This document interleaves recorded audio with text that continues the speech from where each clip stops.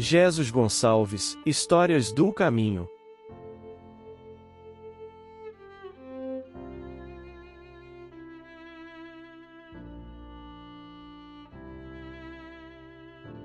As vidas de Jesus Gonçalves.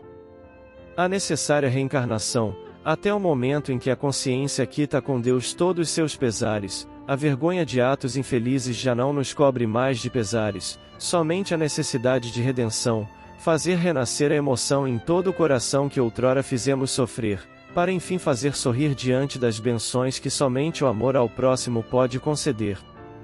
Cego de Betsaida. 12. Tendo chegado a Betsaida, trouxeram-lhe um cego e lhe pediam que o tocasse. Tomando o cego pela mão, ele o levou para fora do burgo, passou-lhe saliva nos olhos, havendo-lhe imposto as mãos, lhe perguntou se via alguma coisa. O homem, olhando, disse: Vejo andar homens que me parecem árvores. Jesus lhe colocou de novo as mãos sobre os olhos e ele começou a ver melhor. Afinal, ficou tão perfeitamente curado, que via distintamente todas as coisas. Ele o mandou para casa, dizendo-lhe: E vai para a tua casa, se entrares no burgo, a ninguém digas o que se deu contigo. S. Marcos, capítulo 8, versículos 22 a 26. 13. Aqui, é evidente o efeito magnético, a cura não foi instantânea, porém gradual e consequente a uma ação prolongada e reiterada, se bem que mais rápida do que na magnetização ordinária.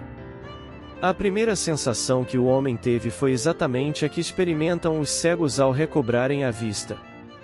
Por um efeito de ótica, os objetos lhes parecem de tamanho exagerado. Alarico, o Grande, rei dos Visigodos. Século IV.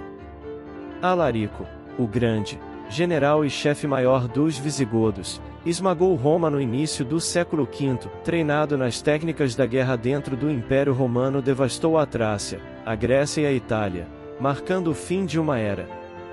Acreditava ter o mundo aos seus pés.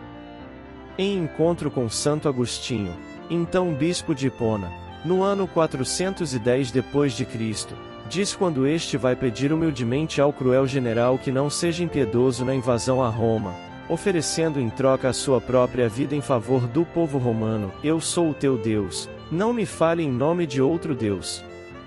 No entanto, o encontro com o sacerdote santificado, suas palavras inspiradas nos ideais cristãos, marcaram de alguma forma a alma do guerreiro, como semente de misericórdia que só viria a amadurecer séculos e vidas mais tarde.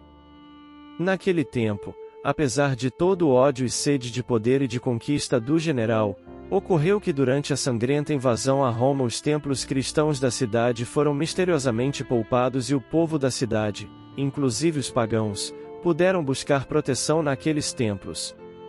Após o saque, Alarico ficou pouco tempo em Roma. Seu fascínio pelo poder leva-o a tentar dar o último golpe no império e ele parte em direção à África. Com essa conquista ele seria confirmado como o mais poderoso imperador da terra, naquele tempo. No entanto, uma forte tempestade destrói seu exército e Alarico morre pouco depois, em Cosenza, Itália. Seus soldados, para evitar a profanação de seu túmulo, enterram-no no leito do rio Bazento, matando posteriormente os escravos usados para desviar o rio a fim de que não revelassem o local do sepulcro do guerreiro. Desencarnado, defronta-se, na pátria espiritual, com o horror dos seus crimes. Por pedido seu e com a concórdia das esferas espirituais, volta à terra como Alarico II, novamente no comando e no seio do seu próprio povo. Apesar de todo arrependimento vivenciado no plano espiritual, não se desvencilha de sua ânsia de poder e glória e acaba sucumbindo a esta prova. A insistência nas tendências inferiores. Alarico II, oitavo chefe dos Visigodos. Século V, VI. Suas tendências inferiores ainda estavam muito arraigadas na essência de sua alma. Investido dos mesmos poderes de sua encarnação pretérita, não consegue ainda desta vez refrear as inclinações ambiciosas de seu caráter, sucumbindo às promessas de redenção consignadas no plano espiritual. As guerras e conquistas territoriais continuavam sendo seu móvel principal, muito embora não conservasse mais, em grau tão marcante, a crueldade com que na existência anterior escrevera páginas negras na história universal. Seus domínios abrangiam a Espanha, exceto a Galiza, a Aquitânia, o Lanquador e a Provença Ocidental. Alarico II desencarna na Batalha de Vouillé, próximo a Poitiers, França, travada em 507, contra o então rei dos francos, Clovis, pela posse da Aquitânia, sudoeste da França. A oportunidade de regeneração. Armand Jean Duplessis Richelieu, o Cardeal Richelieu. Século XVI-XVII, França. A próxima encarnação que se conhece desse espírito é em terras francesas como o poderoso Cardeal Richelieu. Investido de grande poder, defendeu o absolutismo real e foi, por 18 anos, o homem mais poderoso da França, como primeiro-ministro. Nascido em 9 de setembro de 1585, estudou os princípios do Cristo na Igreja Católica, onde atingiu alta posição perante o clero, mas se destacou mesmo como político e estadista, se tornando uma das mais notáveis figuras do regime monárquico francês, cujas mãos duras e inteligentes detiveram o poder político da França, acima mesmo do rei Luís XIII. Homem de ação, militar completo, católico fervoroso e político de extrema habilidade, soube contornar todas as intrigas e se manter no poder, conservando a confiança do rei até o fim de seus dias. Assim estabeleceu as bases do absolutismo real francês, e suas obras foram posteriormente estudadas por Luís XIV, Napoleão Bonaparte e pelo general de Gaulle. A razão do Estado era sua razão de ser, não teve piedade daqueles que, em sua opinião, enfraqueciam o reino da França. Trazia consigo opinião forte e resoluta, assim como nas duas frases constantemente usadas por ele. O homem é imortal, sua salvação está no outro mundo, o Estado não, sua salvação é agora ou nunca. Para mim existem dois deuses, e Deus é a França. Em encontro com São Vicente de Paula, o cardeal ouve o pedido amoroso do Santo dos Pobres: Clementíssimo Senhor, dá-nos paz, tem compaixão de nós. Dá a paz à França. Mas não se deixa tocar, seu zelo excessivo e terrível pelo seu país e pelo seu governo foi capaz de justificar aos olhos dos homens, que o temiam e o admiravam, as guerras internas e externas pelas quais a França, nação então hegemônica na Europa, enveredou em nome de ideais estadistas fanáticos, colocados acima de todos os ideais humanos, proporcionando espetáculos de sangue e deixando muitos povos na miséria. Enfim, a grande regeneração do espírito pela dor e pela misericórdia de Deus. Jesus Gonçalves, o poeta das chagas redentoras. De 1902 a 1947, Brasil. Início do século XX, a pátria do Evangelho recebe este espírito comprometido com a lei de Deus em busca da sua pacificação através de provas ásperas e redentoras, chagas redentoras. A lei divina dá-lhe nova chance nascido no Brasil, em 12 de julho de 1902, deixa a todos nós o legado da conversão pela dor e a certeza da misericórdia do Pai de que a travessia para a luz, apesar de todos os nossos crimes de sempre, é inevitável. A lei de amor se expressa no arrependimento e o arrependimento expressa-se na reparação. O poeta das chagas redentoras.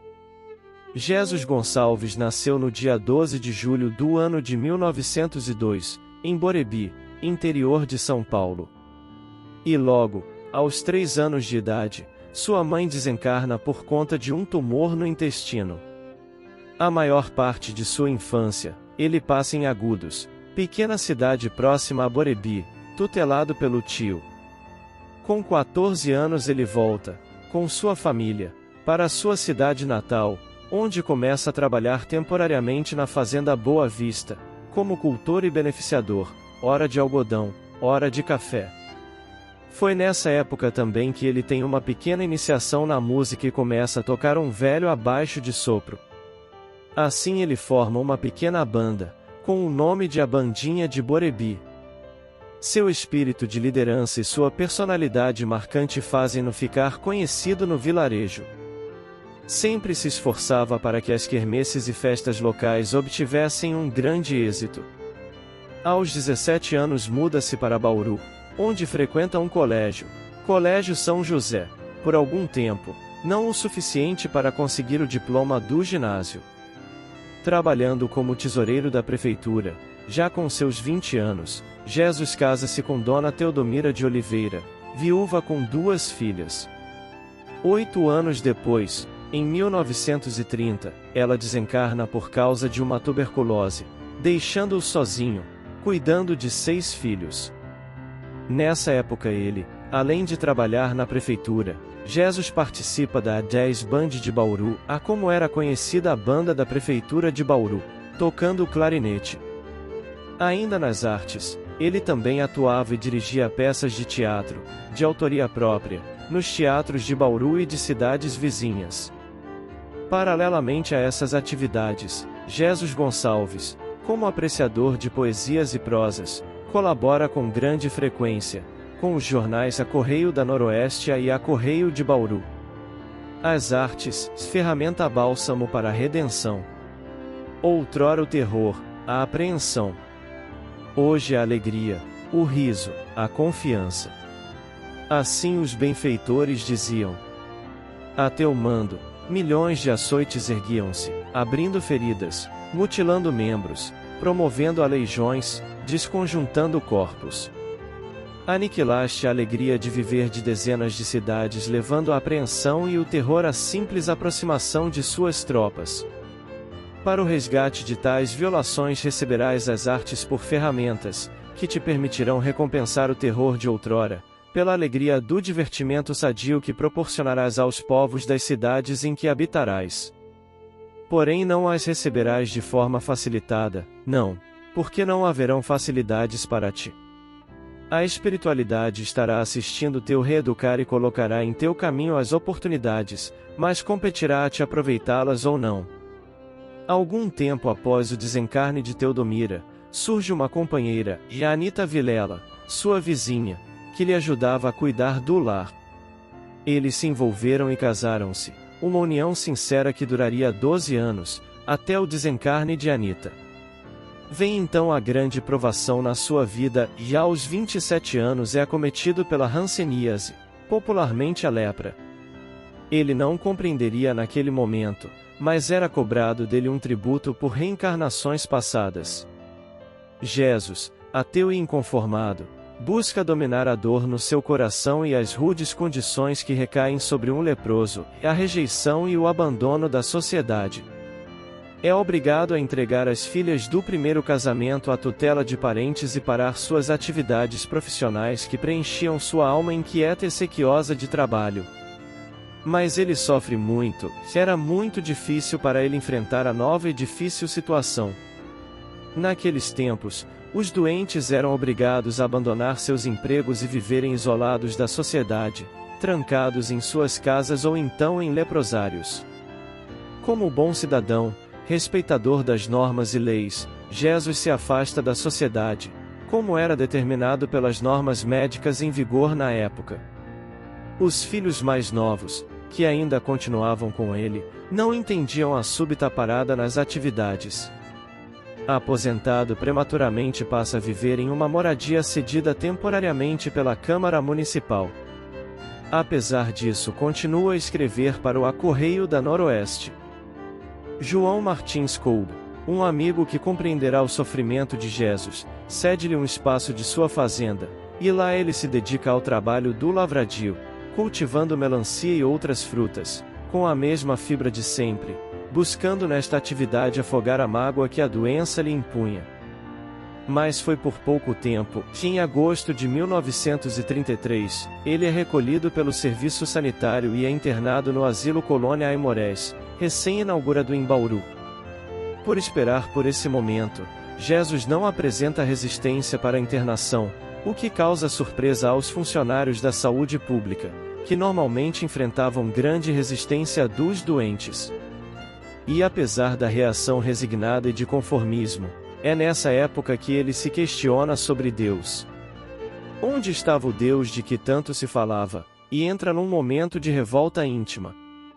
Na colônia Aimorés, em Bauru, onde fica de 1933 a 1937, Jesus mostrava-se mais resignado com a convivência com os semelhantes e irmãos na dor, e é chamado de Amestria por sua imensa disposição e capacidade de trabalho.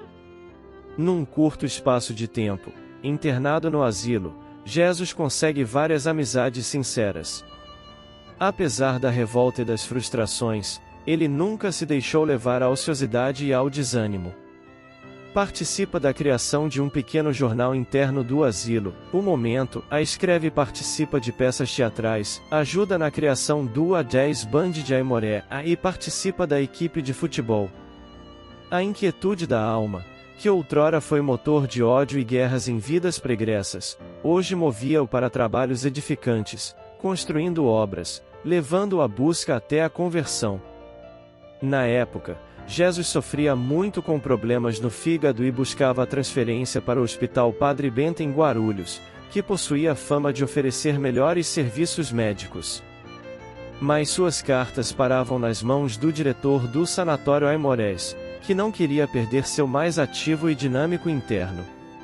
Em setembro de 1937 consegue driblar todos os empecilhos e obtém a transferência para a Padre Bento. Mas não conseguiu chegar até lá, e durante a viagem, as dores no fígado o obrigaram a parar em Itu para receber assistência médica, e ali ficou no hospital de Pirapitingui, convencido pelo diretor do hospital, com promessas de melhores cuidados médicos. Em Pirapitingui, Jesus logo se revela o mesmo indivíduo de destaque, um líder natural entre os internos, conquistando logo a admiração e o respeito pelo seu caráter reto e íntegro e pela sua capacidade de realização e trabalho. Fundou ali a Jazz Band, a Rádio Clube de Pirapitingui, existente até hoje, e um jornal interno, o A Nosso Jornal. Mas doença avança lenta e penosamente, tomando-lhe o corpo, e os medicamentos se tornam cada vez mais inoperosos. A dor, a angústia e a solidão levam o indivíduo a buscar Deus. Com Jesus Gonçalves não seria diferente, mas ele o nega ainda, procurando-o somente nas vestimentas do trabalho, da atividade artística, da criação. Ninita, uma amiga do hospital a quem posteriormente se uniria em matrimônio, era estudiosa da doutrina espírita e tentava inutilmente esclarecer a mente materialista do ateu Jesus. Jesus com Ninita, última companheira de Jesus. Em 1943 Anita desencarnou, e no velório da mesma aconteceram diversos acontecimentos mediúnicos de clarividência de alguns colegas seus e finalmente Anita passou uma mensagem para ele de uma forma bastante íntima onde Jesus não teve dúvidas da veracidade das informações. Velho, não duvides mais, Deus existe. Extremamente materialista ainda, mas bastante impressionado, buscou nos livros espíritas as explicações para o contato. O Céu e o Inferno, de Allan Kardec, foi o marco inicial da grande transformação que ocorreria em seu ser. Sua conversão definitiva ocorreu certo dia em que suas dores no fígado se apresentavam bem mais fortes que de costume. Os remédios não surtiam efeito e resolveu então chamar por aquele a deusa no qual ainda não acreditava, retirou um copo de água da talha, colocou-o na mesa da cozinha, e desafiou. Se Deus existe mesmo, dou 5 minutos para que coloque nesta água um remédio que me alivie a dor. Quando bebeu a água sentiu que estava totalmente amarga. Chamou um companheiro que confirmou a alteração da água. Após 2 minutos nada mais sentia em dores, e ficou ao mesmo tempo agradecido e espantado. Reexamina então as suas bases materialistas e nos dias seguintes, já com suficientes provas e chamamentos, pôs-se a buscar nos estudos de obras espíritas as respostas que sempre procurou. Dor auxílio, por 2 vezes, suas dores no fígado mudaram totalmente o rumo da sua vida. A doutrina espírita saciou-lhe a sede de explicações, fez-lhe beber nas fontes da lógica e do bom senso, a água límpida da verdade. Buscou elucidar seus companheiros e irmãos na dor com a noção de justiça divina e submissão à dor, e como sempre, tudo fazia junto aos internos para a melhoria da vida comunitária no hospital. Nesta época, rejeitou o apelido a mestre, pelo qual era chamado desde Aimorés, devido à sua reconhecida superioridade intelectual e temperamento de líder. Dedicou-se então, com o mesmo empenho que lhe era característico da alma, à construção e edificação de um centro espírita em Pirapitingui. Devido à falta de recursos, buscou ajuda junto às comunidades espíritas para a construção do centro e estabeleceu um elo sem precedentes entre os leprosos e a sociedade. Sua iniciativa desperta os companheiros de doutrina em diversas localidades, e as respostas não tardam a chegar, emprestando solidariedade moral e material à campanha. Diversas caravanas espíritas passaram a visitar o sanatório, levando alegria e conforto aos internos. Estas caravanas pioneiras abriram novas frentes de trabalho, não só aos praticantes da doutrina, mas incentivando também outras religiões em iniciativas semelhantes. Fundou em 1945 a Sociedade Espírita Santo Agostinho, após muito estudo e superação de grandes dificuldades, que também trouxeram amizades e solidariedade de muitos que o apoiaram nesta época. Jesus participou ativamente das atividades do Santo Agostinho, sempre movimentadas por um espírito de ação e dedicação sinceras, distribuição de sopa aos mais necessitados do hospital, palestras de estudos e elucidação dos companheiros, orientação espiritual, sessões de desobsessão. A doença, já em estado bastante evoluído, tirava os movimentos de Jesus, tomando-lhe a capacidade de trabalhar e de estar fisicamente nas atividades do Santo Agostinho, que tanto lhe preencheram a alma nesta fase da sua vida. Porém tudo fez para não se afastar do trabalho, e construiu uma casinha nos fundos do centro. 20 dias antes de desencarnar, um fato marcou profundamente Pirapitingui e o coração dos espíritas, com a doença já tendo-lhe consumido todo o corpo, e também as cordas vocais. Foi a sessão espírita e, para surpresa das 300 pessoas presentes, os mentores da casa devolveram-lhe a voz e aí fez uma preleção de quase 2 horas de elevados ensinamentos evangélicos. Ao término da preleção, Jesus simplesmente perdeu novamente a voz. Na semana seguinte, o fenômeno se repetiria pela última vez. Ele sofreu muito nos últimos dias, o seu corpo estava completamente deformado pela doença, seu rosto transfigurado e seus órgãos começaram a parar. Apesar das tentativas médicas, e lentamente desligava-se do corpo físico. E sua alma então libertava-se de sua existência árdua e espinhosa, mas, sobretudo, purificadora. Pelo sofrimento, pôde encontrar o caminho que nos leva a Cristo, e pelo trabalho pode plantar novas sementes na sua história. Em 16 de fevereiro de 1947 desencarna Jesus Gonçalves, o apóstolo de Pirapitingui, o poeta das chagas redentoras. Jesus Gonçalves, depois de desencarnado, pediu que lhe chamassem Jesus, pois achava-se indigno de usar o mesmo nome de Nosso Senhor Jesus.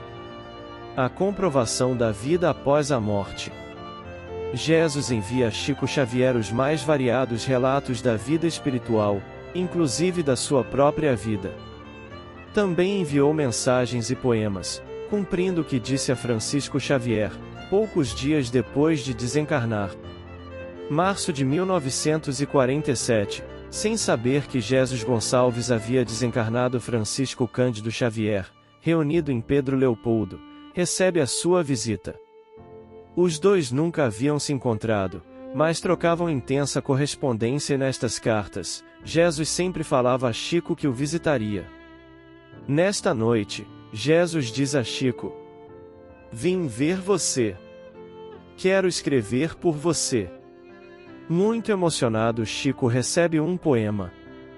No dia seguinte, o Sr. Cardoso, um dos presentes, vai a Pirapitingui e lá recebe a notícia do desencarne de Jesus, há menos de um mês. Mensagem de Jesus Gonçalves. A alma do grande poeta após a morte. O cego de Jericó. Sim. Somos cegos de espírito. Vivemos nas sombras dos caminhos da vida, como mendigos de ilusões quiméricas, como mendigos de uma felicidade que não sabemos encontrar, porque não sabemos defini-la. Muitas vezes, nas encruzilhadas dos caminhos tortuosos, nos sentimos vencidos pelo cansaço, acabrunhados pelas desilusões, esmagados pelas dolorosas decepções. Somos cegos tateantes, que vamos e vimos, sempre pelos mesmos caminhos, num horroroso círculo vicioso. Então, nessas horas de suprema angústia, lembramo-nos de que o meigo Rabi que curou a cegueira material do cego de Jericó pode iluminar o caminho do nosso espírito atormentado. E queremos gritar: e Jesus, Filho de Davi, tem compaixão de mim. Mas, quando pensamos em nos valer do divino médico, eis que uma multidão de vozes nos manda calar. Vozes sinistras, que reboam dentro de nós mesmos, com o imperativo de uma força dominante. E ante essa multidão de monstros, constituída de nossos vícios, dos nossos 1000 defeitos, da nossa imperfeição moral, do nosso desejo de acomodação com os bens efêmeros e transitórios da vida material, nós nos calamos, acovardados, incapazes de fazer partir de nosso coração o grito de angústia salvador. Sabemos que o Mestre pode nos curar. Sabemos que Ele está junto de nós, bondoso como sempre, pronto para a aplicação do passe magistral. Mas sabemos, ou fingimos não saber, que é necessária a energia moral do cego de Jericó. Assim, pois, se não quisermos permanecer no vai-e-vem das curvas tortuosas, tapemos os ouvidos ao sinistro clamor da multidão nefanda e procuremos o celestial enviado, que habita conosco.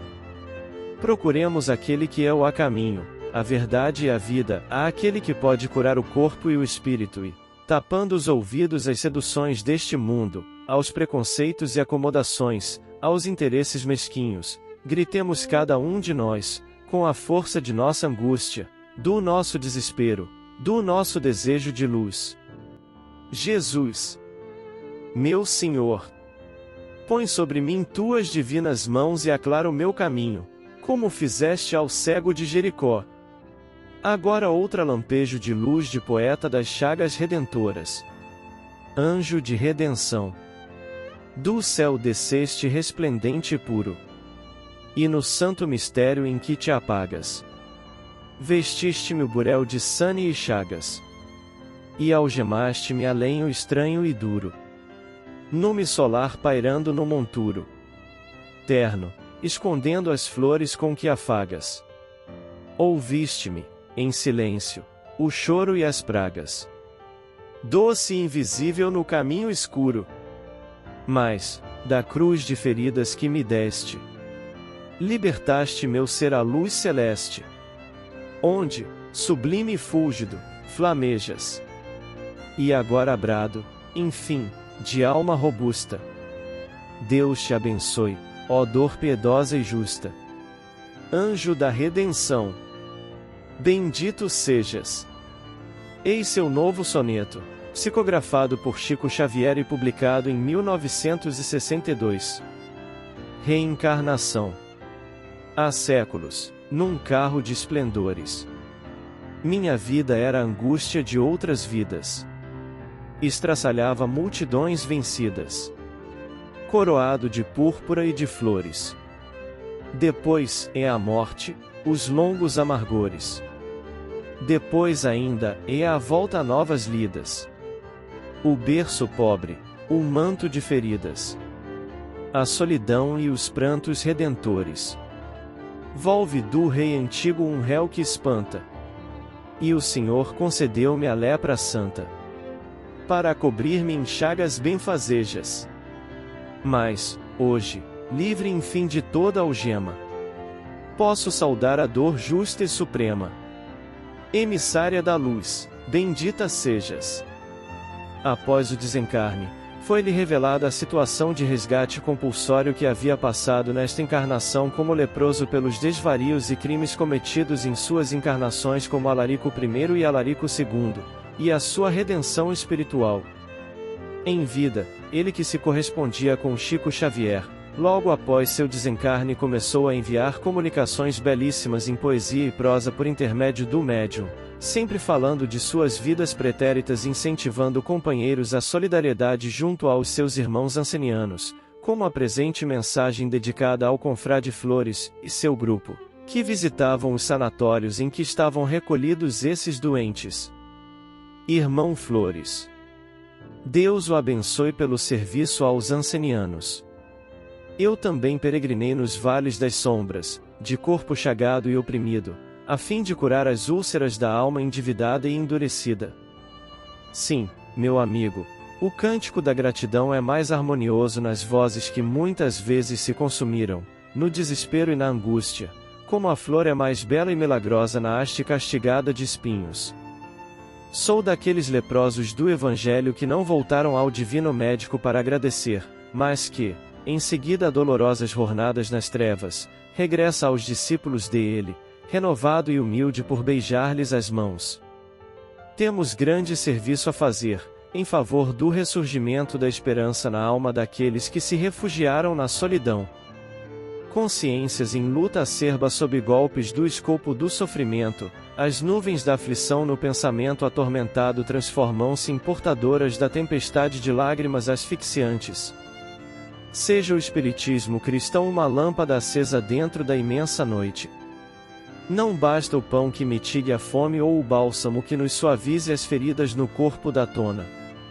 Temos necessidade de carinho, de fraternidade, de compreensão. É nessa base de entendimento evangélico que conseguiremos mais eficiente equação ao problema de conforto aos ancenianos, nossos irmãos. Por que não sorrir ao semelhante que a provação redentora pune e aprimora? Por que retirar o gesto amigo ao companheiro relegado quase sempre ao infortúnio e à desesperação? Doutrina consoladora e sublime, o Espiritismo vem abrir-nos horizontes novos. O ranceniano não é um revoltado congênito nem um celerado que as leis sociais possam condenar ao supremo abandono. Haja mais amor e a sementeira da fé viva florescerá para os que receberam com a enfermidade terrível o banimento do lar e a deserção, muitas vezes dos corações mais queridos. Estamos a postos e rogamos geral auxílio. Não esmolamos dinheiro para os corações infortunados que a dor situou em resvaladouros de infinita amargura. Pedimos fraternidade, compreensão, esperanças e luz. Unamo-nos, amigos, no serviço de proteção espiritual que aclare a senda dos companheiros que descreram da piedade humana. Afeiçoemo-nos ao Evangelho que nos recomenda o amor sublime uns aos outros. E agradecendo-lhe, meu amigo, pela tarefa iniciada, em benefício da renovação interior dos filhos da lepra redentora, sob a claridade do Espiritismo cristão, deixamos a todos os cooperadores do bem o apelo a favor dos que choram na sombra, em nome de aquele divino amigo que se imolou, por nós, nas chagas da cruz. Jesus Gonçalves. Comentários finais. Todas as declarações dos imortais sobre a redenção do Espírito é uma sensação de paz com nosso Senhor Jesus Cristo. Um dia, quando alcançarmos essa felicidade espiritual, que lembremos desses que nos antecederam e que ficam no orbe terreno, como o nosso estimado Adolfo Bezerra de Menezes, que segue firme a nos amparar rumo à luz, que é Jesus. Viva Jesus! Nascer, morrer, renascer ainda e progredir sempre, tal é a lei. Base bibliográfica. A Gênese, Allan Kardec, Os Milagres, capítulo 15, Os Milagres do Evangelho, Cego de Betsaida. Chico Xavier inédito, autores diversos, Médium Francisco Cândido Xavier, Espírito Jesus Gonçalves, capítulo 9, Lâmpada Acesa. Parnaso de Além Túmulo. Médium Francisco Cândido Xavier 16. Edição Rio de Janeiro, Federação Espírita Brasileira, 2002, p. 305. Jesus Gonçalves, o poeta das chagas redentoras. Disponível em http://www.oconsolador.com.br ano 7351 especial 2.html. Acesso em 24 de julho de 2015. Xavier, Francisco Cândido. Antologia dos Imortais. Pelo Espírito Jesus Gonçalves. 4, edição. Rio de Janeiro, Federação Espírita Brasileira, 2002, p. 100, 101.